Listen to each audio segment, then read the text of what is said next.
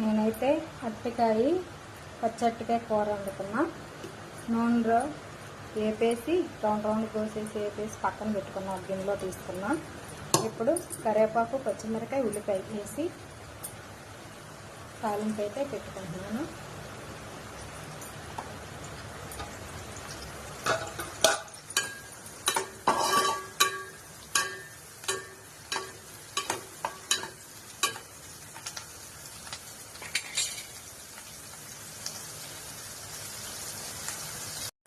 ఇప్పుడైతే కొంచెం అల్లం వేసుకున్నాం, మరీ కాదు, ఇంకా అరచెంచా వేసుకున్నాం.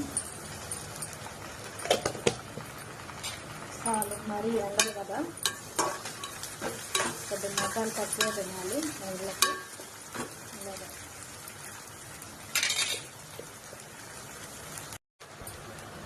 ఇప్పుడైతే ఉల్లిపాయ, టమాటా, కారం, పసుపు గ్రేవీ చేసుకున్నాను, మిర్చీలు ఆడిచ్చాను.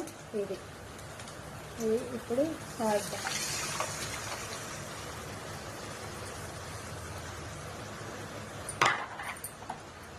చేపల కూరలాగా ఉంటుంది సేమ్. చింతపండు కూడా వేసాను కొంచెం దాంట్లోనే. ఉల్లిపాయ, టమాటా, కారం, పసుపు, చింతపండు వేసి మిర్చీలు ఆడిచ్చేసి ఈ గ్రేవీ పట్టుకున్నాను.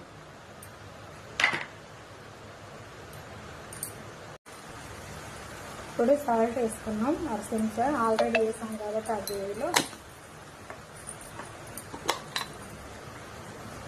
పసుపు వేసుకున్నాం,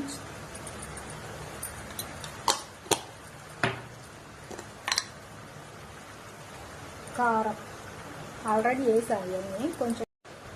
ఇప్పుడైతే అరటికాయ ఫ్రై చేసుకొని పక్కన పెట్టుకున్నాం కదా, వేసుకున్నాం.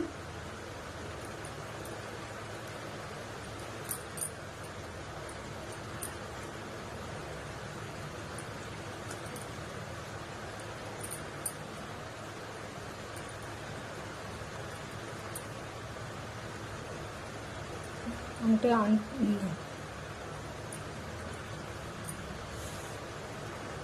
ఏ పేస్ పక్కన పెట్టాం కానీ ఒకటొకటి జాయింట్ అయింది. విడదీస్తున్నాను, విడదీసేసుకోవాలి.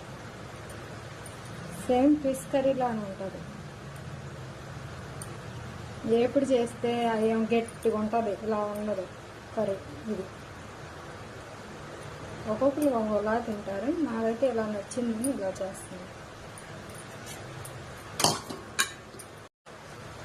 సేమ్ ఫిష్ కర్రీలానే ఉంటుంది. అయిపోయింది, కర్రీ ఫ్రై అయిపోయింది. నా వీడియో నచ్చిద్ది అనుకున్నా లైక్ చేయండి, షేర్ చేయండి, కామెంట్ పెట్టండి. నేనైతే ఇలా వండుకుంటా. ఎప్పుడు అనుకో అసలు గట్టిగా ఉంటుంది అరటికాయ, పచ్చటికాయ కూర. ఎప్పుడు చారు పెట్టుకున్నా కూడా గట్టిగా ఉంటుంది. ఇలా అనుకో చేపల కర్రీ ఎలా ఉంటుందో సేమ్ అలా ఉంటుంది. గ్రేవీ ఉంటుంది కాబట్టి పిల్లలు తినొచ్చు, పెద్దలు తినొచ్చు. నాకైతే నచ్చింది, మీకు కూడా నచ్చిద్ది అనుకుంటున్నాను. లైక్ చేయండి.